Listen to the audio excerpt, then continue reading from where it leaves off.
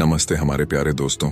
आज आप सबको बताएंगे कि आप अपनी खुद की इज्जत कैसे भीड़ में बनाएं और लोगों में अपनी पहचान सबसे ऊंचा कैसे बनाएं ताकि लोग तरसे आपके के जैसा बनने के लिए। तो दोस्तों, ये कहानी एक अनोखी युवा लड़के के जीवन पर आधारित है। वह सभी का मदद करता था पर कोई उसको इज्जत नहीं देता था। तो दोस्तों, मेरे motivate for eat YouTube channel में आप सभी को दिल से स्वागत है। चलिए कहानी को शुरू करते हैं। एक लड़का अपने शांत और सरल स्वभाव के लिए पूरे गांव में मशहूर था। उसका स्वभाव इतना सरल और संकोची था कि उसे किसी का काम करने में कोई आपत्ति नहीं होती थी। वह किसी के एक अनुरोध पर हमेशा उसकी मदद करने के लिए तैयार रहता था। वह स्वभाव से इतना दयालु था कि उसे किसी का दुख दर्द देखा नहीं जाता था। वह हमेशा किसी की भी मदद करने के लिए तैयार रहता था, चाहे वह किसी को उचित सलाह देना हो, किसी के काम में मदद करना हो या फिर किसी की पैसों से मदद करना हो। वह हमेशा मदद करने के लिए तैयार रहता था। कई बार वह अपना बहुत जरूरी काम छोड़कर दूसरों की मदद करने चला जाता था। लेकिन धीरे धीरे उसे एहसास होने लगा कि लोग उसके सरल स्वभाव का फायदा उठा रहे हैं। लोग उसकी मदद तो लेते हैं अपना काम करवाने में, लेकिन उसे उतना सम्मान और प्राथमिकता नहीं देते जिसका वह हकदार है।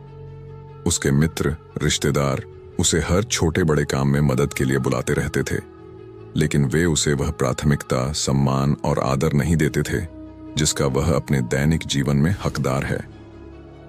पिछले कुछ समय से यह बात उसे बहुत परेशान करने लगी थी। वह कहीं ना कहीं अंदर से बहुत दुखी रहने लगा था।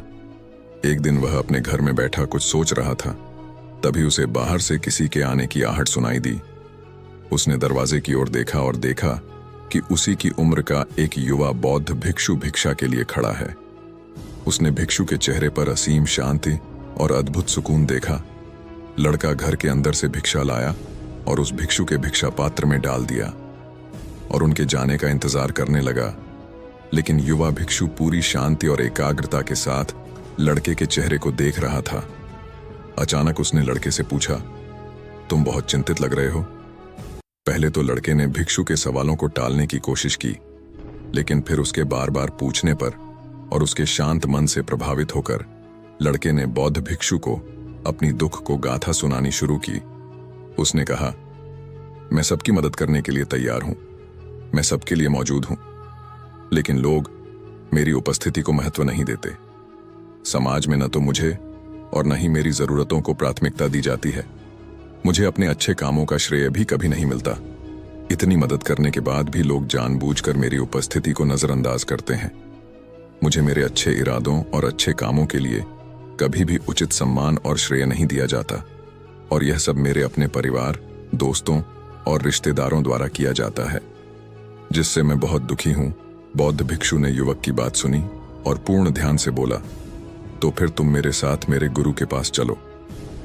आज आश्रम में बुद्धा इसी विषय पर प्रवचन देने वाले हैं कि समाज में बिना मांगे उचित सम्मान और आदर कैसे प्राप्त किया जाए। लड़का साधु के साथ उसके आश्रम चलने को तैयार हो जाता है। जब तक वे दोनों आश्रम पहुंचते हैं, गुरु के प्रवचन का समय शुरू हो जाता है, इसलिए लड़का जाकर शिष्यों के पीछे बैठ जाता है।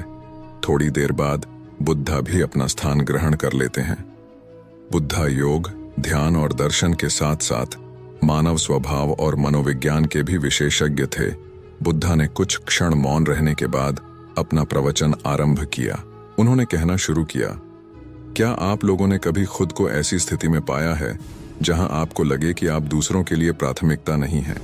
क्या आपने कभी ऐसे समय का सामना किया है जब आपने बहुत अच्छा काम किया हो या आपके पास बहुत अच्छी योजना थी जिसके अनुसार पूरा काम किया गया हो, या आपने किसी के लिए वाकई बहुत महत्वपूर्ण काम किया हो लेकिन आपको उसका श्रेय नहीं दिया गया हो?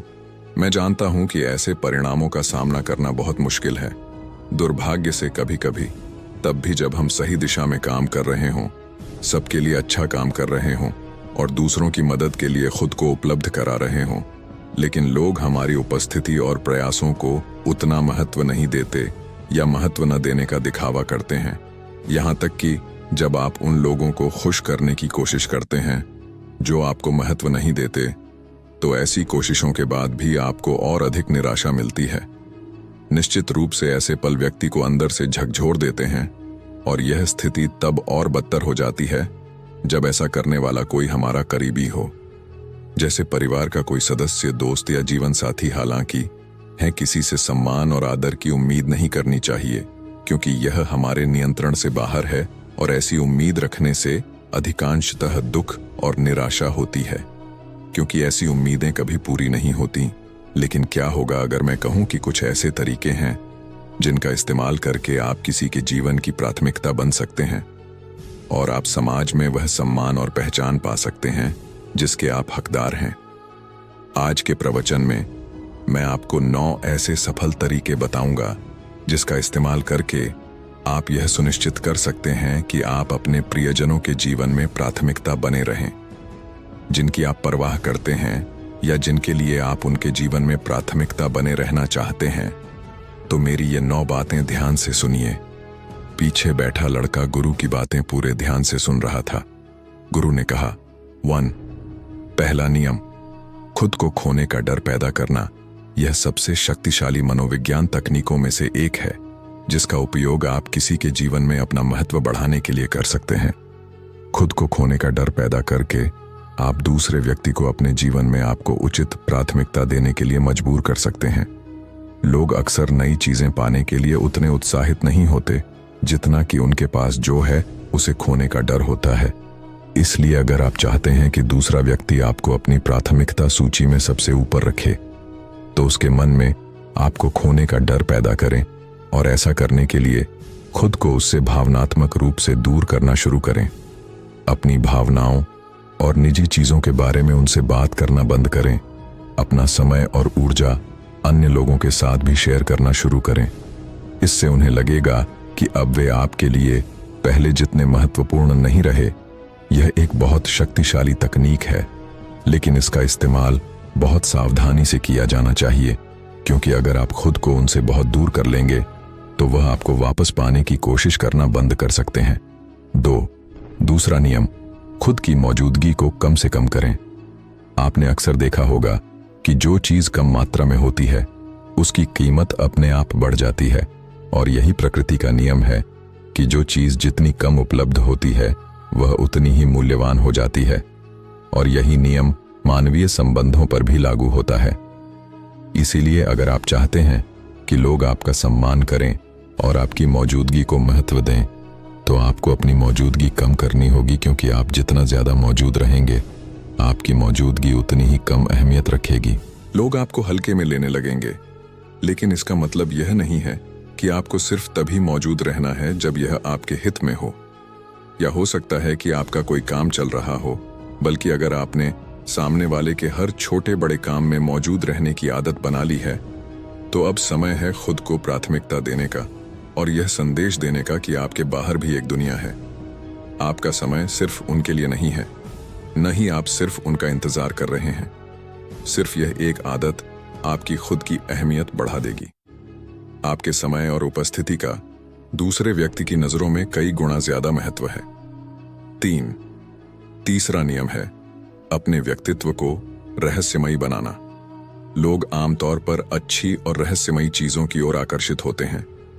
रहस्यमयी व्यक्तित्व स्वाभाविक रूप से लोगों को आकर्षित करता है और अक्सर लोगों को रिश्तों में ज्यादा जुड़ाव महसूस कराता है। अगर आप प्राथमिकता चाहते हैं तो थोड़ा रहस्यमयी होना आपके लिए फायदेमंद हो सकता है। अपने बारे में सब कुछ तुरंत बताने से बचें। अपने शौक और रुचियों के बारे में संकेत दें, बिना ज्यादा जानकारी दिए। सवालों को घुमा फिराकर अस्पष्ट जवाब दें और अपने अतीत के बारे में सब कुछ न बताएं। अपने जीवन को लोगों के सामने खुली किताब की तरह न रखें। इसका उद्देश्य सिर्फ दूसरे व्यक्ति को आपके बारे में ज्यादा जानने के लिए उत्साहित रखना है, और आप देखेंगे कि समय के साथ वह आपको अपने जीवन में प्राथमिकता के तौर पर देखने लगेगा। 4, चौथा नियम, लोगों को आप पर निवेश करने दें। यह एक नाजुक कदम है जिसे आपको समझदारी से और संयम से इस्तेमाल करना चाहिए, क्योंकि हमारा उद्देश्य लोगों को हमसे दूर करना नहीं है, बल्कि उन्हें हमारा सही स्थान याद दिलाना है। इस सवाल पर विचार करें कि कौन आपको प्राथमिकता के रूप में देखने के लिए अधिक इच्छुक होगा। कोई ऐसा व्यक्ति जिसने आप पर बहुत अधिक निवेश किया है, या कोई ऐसा व्यक्ति जिसने आप पर बिल्कुल भी निवेश नहीं किया है? उत्तर स्पष्ट है। यदि आप चाहते हैं कि कोई आपको प्राथमिकता के रूप में देखे, तो आपको उन्हें आप पर निवेश करने की अनुमति देनी होगी। यह कई तरीकों से किया जा सकता है। उदाहरण के लिए, उन्हें अपना समय आप पर निवेश करने दें, उनकी भावनाओं से जुड़ें, केवल झूठी उम्मीदें न पालें जो आप जानते हैं कि आप पूरी नहीं कर पाएंगे। लेकिन यह भी दिखाएं कि आपका समय मूल्यवान है, हमेशा उपलब्ध न रहें और कभी-कभी उन्हें आपका इंतजार भी करने दें। आपके इस व्यवहार से सामने वाले को यह संदेश जाएगा कि आप खाली और बेकार नहीं हैं, और अगर उन्हें आपका समय और ध्यान चाहिए तो उन्हें भी प्रयास करना होगा। इससे दूसरा व्यक्ति आपको गंभीरता से लेगा और आपको प्राथमिकता देना शुरू कर देगा। लेकिन याद रखें, इस तकनीक का इस्तेमाल समझदारी से करना होगा।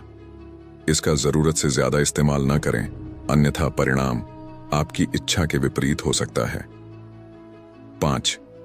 पांचवां नियम, खुद को और अपनी जरूरतों को प्राथमिकता दें। इसका मतलब स्वार्थी होना नहीं है। खुद को पहले रखने का मतलब है खुद को ऐसी जगह पर न रखना जहां आपकी प्राथमिकता न हो। उदाहरण के लिए, अगर आपको पता है कि कोई व्यक्ति आपका उतना सम्मान नहीं कर रहा है जितना उसे करना चाहिए, ऐसे व्यक्ति से नजदीकी न बढ़ाएं। ऐसे लोगों के बीच रहने से जो आपको अपनी प्राथमिकता मानते हैं और आपको महत्व देते हैं, इस बात की संभावना ज्यादा है कि दूसरे लोग भी आपको उचित सम्मान देना शुरू कर देंगे। आपकी नजर में आपका आत्मसम्मान बढ़ेगा। गुरु ने आगे कहा कि आप सभी के लिए यह समझना जरूरी है कि आप किसी दूसरे व्यक्ति की भावनाओं को नियंत्रित नहीं कर सकते। आप सिर्फ अपने प्रति अपनी भावनाओं को नियंत्रित कर सकते हैं।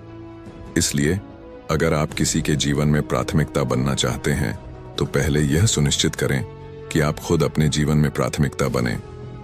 6. नियम, किसी को अपने जीवन का केंद्र न बनाएं। किसी को अपने मन में इतना बड़ा न बनाएं कि वो आपके जीवन का केंद्र बन जाए।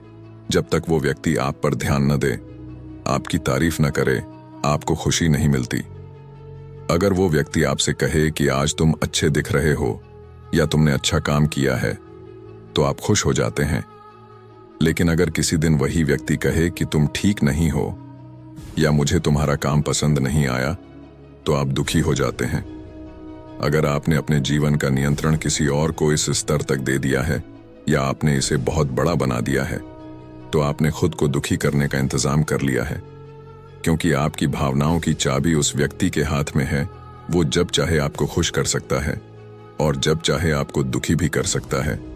कोई भी व्यक्ति ऐसे व्यक्ति को कभी गंभीरता से नहीं लेता जब उसे पता चल जाता है कि सामने वाला व्यक्ति मेरे ध्यान और देखभाल का भूखा है।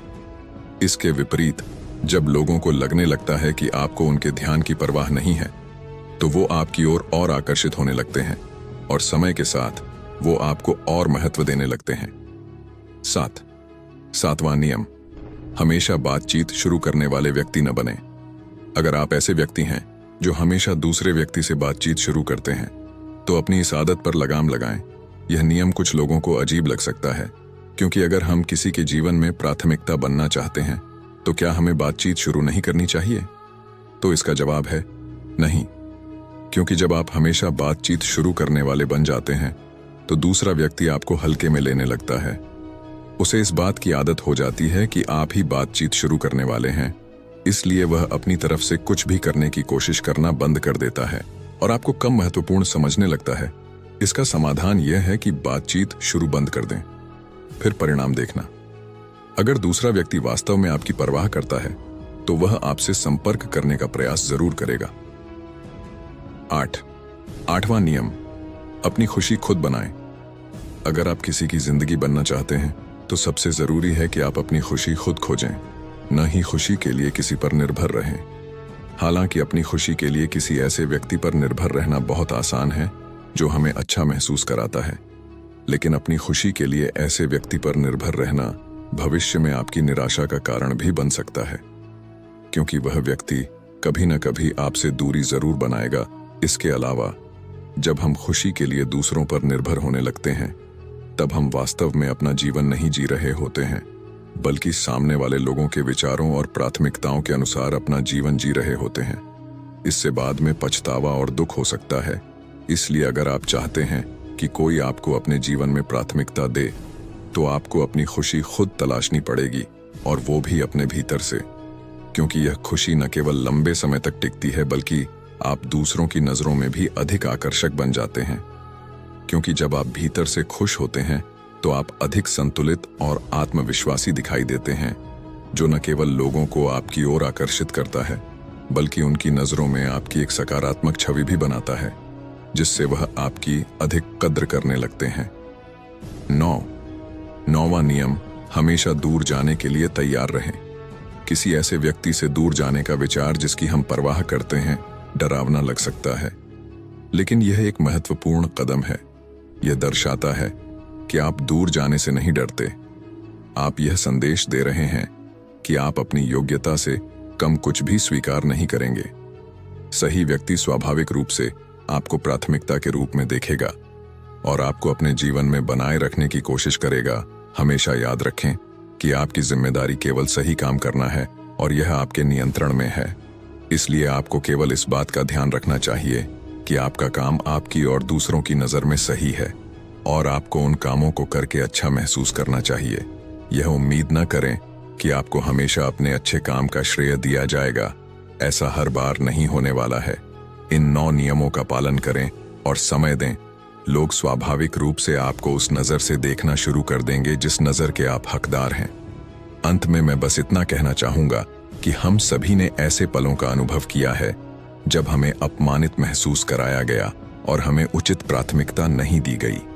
हालांकि यह याद रखना भी महत्वपूर्ण है कि हर व्यक्ति की जीवन यात्रा अलग होती है और दूसरे व्यक्ति की प्राथमिकताएं हमारा वास्तविक मूल्य निर्धारित नहीं कर सकती, क्योंकि हम सभी अलग अलग हैं। इसलिए किसी के द्वारा उपेक्षा के क्षणों में अपने आत्मसम्मान को ठेस पहुंचाने के बजाय हमें इन क्षणों का उपयोग अपने व्यक्तिगत विकास और जीवन में प्रगति के लिए करना चाहिए। सबसे महत्वपूर्ण बात यह है कि हम दूसरों पर निर्भर न रहें और खुद को प्राथमिकता दें, अपनी खुशी और भलाई का ख्याल रखते हुए। और जब दूसरे देखेंगे कि आप आपकी पहली प्राथमिकता हैं, तो वे आपको वह मूल्य देना शुरू कर देंगे जिसके आप हकदार हैं।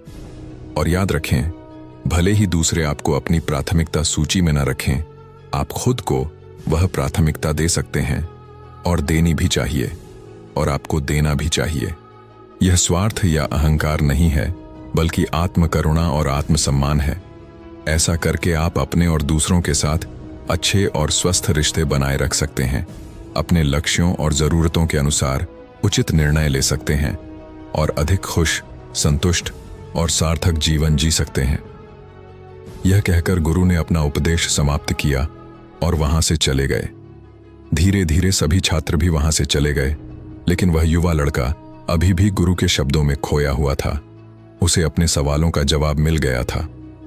उसने मन ही मन युवा भिक्षु और बुद्धा को धन्यवाद दिया और वहां से चला गया, और वह बहुत खुश था क्योंकि वह जीवन का सबसे बड़ा ज्ञान वहां से लेके जा रहा था। दोस्तों, अगर आपको हमारे द्वारा बताई गई गौतम बुद्धा मोटिवेशनल स्टोरी अच्छी लगी हो और अगर इस प्रेरणादायक कहानी ने आपको कुछ सिखाया हो, तो कृपया इसे अपने मित्रों के साथ जरूर भेजें, ताकि उनको भी ऐसे प्रेरणादायक कहानी समझ में आए और अपने जीवन में वह लागू करें। तो दोस्तों, तब तक अपना ख्याल रखें। ऐसे ही न्यू वीडियो में लेकर आता हूं। तब तक हमारे YouTube चैनल को सब्सक्राइब जरूर करें। धन्यवाद। नमो बुद्धाय।